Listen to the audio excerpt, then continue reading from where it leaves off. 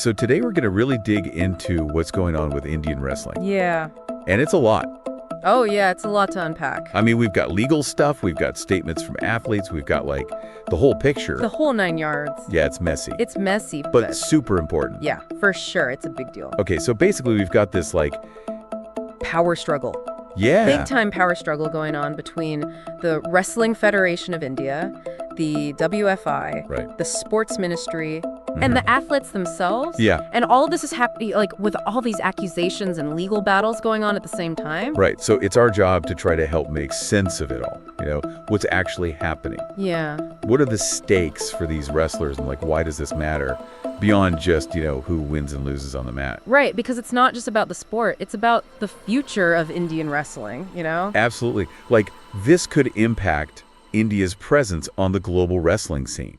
Oh, for sure. I mean, we've seen what happens when governments get too involved in sports in other countries. Yeah. Sometimes it works out, but a lot of times it just creates chaos and actually hurts the athletes it's supposed to help. Okay, so let's rewind back to the beginning. Oh, okay. I guess it all started with those accusations of sexual harassment against Brazu Sharan Singh. Right, with the former WFI chief? Yeah, back in 2023. Yeah.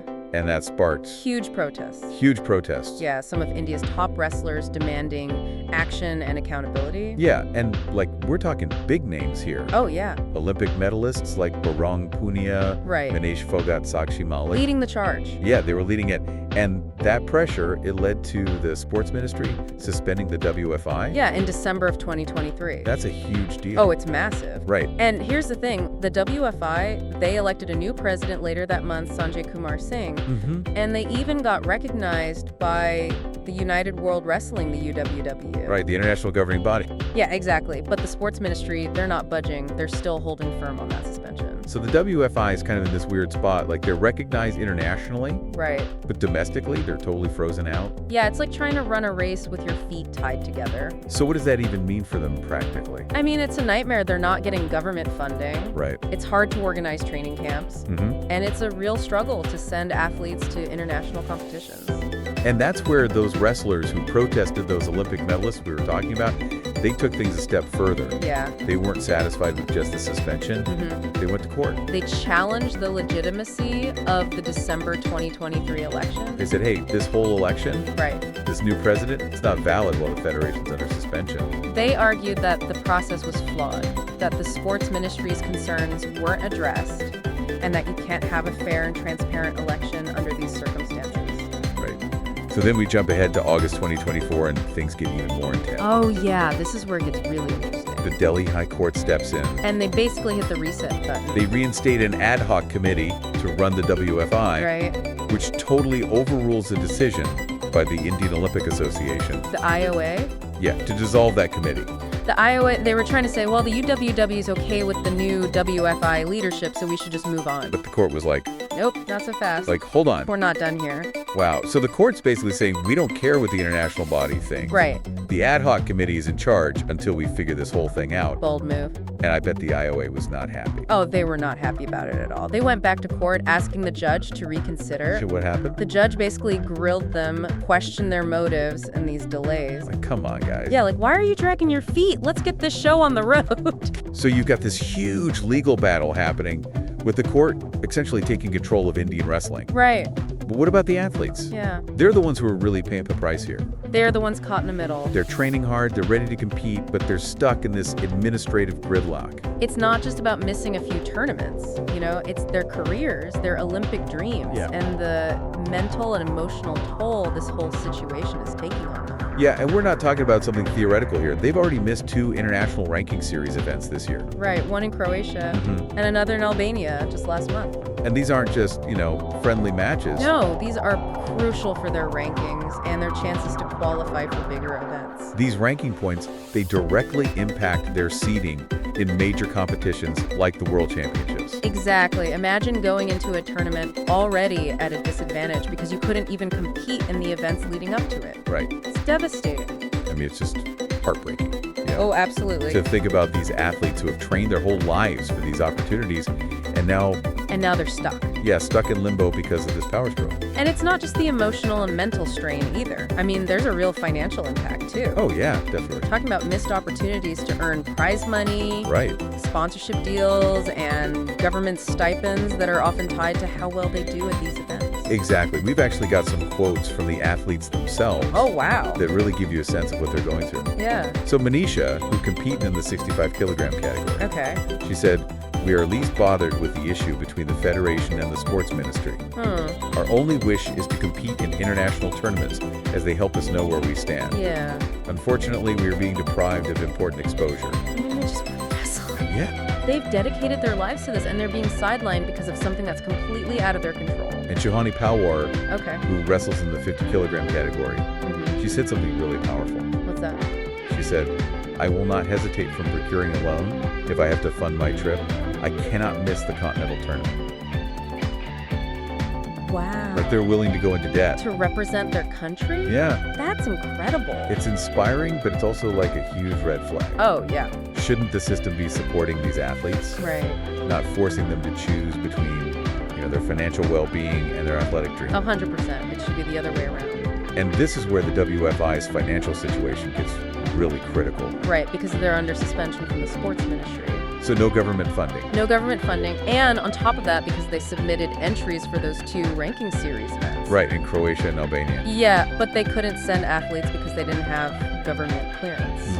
They're now facing this huge bill from the organizers. So they're being penalized for not showing up, Yeah. even though it wasn't their fault. It wasn't their fault at all, but yeah, they're being penalized. How much are we talking? We're talking about a bill of around 45 lakh rupees, Wow, which is about 55,000 US dollars. that's a lot of money. It's a huge financial burden, especially when you consider they're already strapped for cash. So it's like this vicious cycle. They Yeah. can't send athletes because of this suspension, and then they get penalized for not sending athletes. Right. Which makes it even harder to fund future competition. Exactly. And this financial pressure, it's making the WFI hesitant to commit to more events. Like even major ones. Even major ones like the upcoming Asian Championships.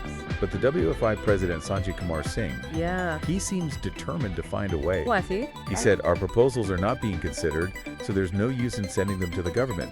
We will arrange funds and ensure our wrestlers compete in the Asian Championships." I mean, that's a bold statement. Did it? And it shows how much he wants to support the athletes. But can they really pull it off? I don't know. How long can they keep scraping by without government funding? And this is all happening with the World Championships coming up in September? Oh, right. That's a huge event. A qualifying event for the Olympics. Yeah. Will Indian wrestlers even be able to participate? That's the big question, and it all comes down to this legal battle between the IOA and the Delhi High Court. Okay. Remember, the court ordered that the ad hoc committees stay in charge of the WFI. Right. Which means the WFI can't really function as a national federation until that order is either lifted or clarified. And the judge overseeing the case, he seems pretty frustrated with the IOA's attempts to dissolve that committee. Oh, yeah.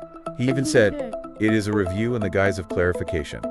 The order was passed on August 16th, 2024, and it is already 6 months. In law, today, the ad hoc committee is in charge." Wow. Like he's sending a clear message. Yeah. This delay is unacceptable. Every day that passes is another day of uncertainty for the athletes, another day of potential financial strain for the WFI, and another day that Indian wrestling is in limbo. So we've talked about a lot here. Yeah. The allegations, the suspension, the legal battles, the financial strain, Right? the pressure on the athletes. It's a lot. It's a lot to take in. Yeah. But what I keep thinking about is, what does this whole situation tell us about sports in India? Yeah, it really makes you think. Like the big picture. This isn't just about wrestling. This case, exposes some real deep-rooted issues in how sports are governed in India. Like what specifically? Well, for one, there's this constant tension between autonomy and accountability. Sporting federations like the WFI, they need some level of freedom to manage their own affairs. Right, like select teams and participate in international events. Exactly. But there also needs to be some oversight. Oh, for sure, to make sure things are being run properly and that there's no, abuse of power. So it's finding that balance. Right, finding that sweet spot between letting federations do their thing and holding them accountable. That's tricky. It's a tough one. And in this case, it seems like that balance has gone way off. It feels like the sports ministry's suspension, while maybe justified Right. given the allegations, Mm-hmm. it's created this power vacuum. Yeah. And then the courts got involved, Right. which just added another layer of complexity. It's a tangled web, and unfortunately, it's the athletes that are getting caught in the middle. I Yeah. mean, hearing that athletes like Shivani are considering taking out personal loans just to compete, I know. that's a huge sign that something's broken. It's a gut punch. It really is. These athletes should be focused on training and winning medals, Right. not worrying about how to pay for their travel expenses. It raises some serious questions about how we value and support our athletes in India. Yeah, are we providing them with the resources they need? Are we prioritizing their well-being? This case suggests maybe we're not. Yeah, maybe not enough. So where do we go from here? I mean, it feels like we're at a breaking point. Right. Something has to give. What are the solutions? Well, I think the first step is open and honest communication. Like everyone needs to sit down at the table? The sports ministry, the IOA, the WFI, and most importantly, the athletes, they all need to talk and find a way forward. And that conversation needs to be about what's best for the athletes? Exactly. Not egos, not politics, just the athletes' needs and dreams. We need clear guidelines, transparent processes. A system that actually addresses grievances and ensures accountability. And we need to talk about how we fund and support our athletes. So they can focus on what they do best, compete, and make India proud. This isn't just about wrestling, is it? No, you hit the nail on the head. This is about the future of sports in India. So this whole deep dive, It's been a roller coaster. it has. The allegations, the legal drama, the financial struggles, and the human stories of these incredibly dedicated athletes. It's a lot. It is a lot to take in. But I think it's important that we shine a light on these issues, you know? Yeah. By understanding the complexities, we can start to think about solutions and advocate for change. So for our listeners out there, what can they do? Stay informed. Yeah. Keep the conversation going. Talk to your friends, share this information. Hold those in power accountable for creating a system that truly supports and empowers athletes.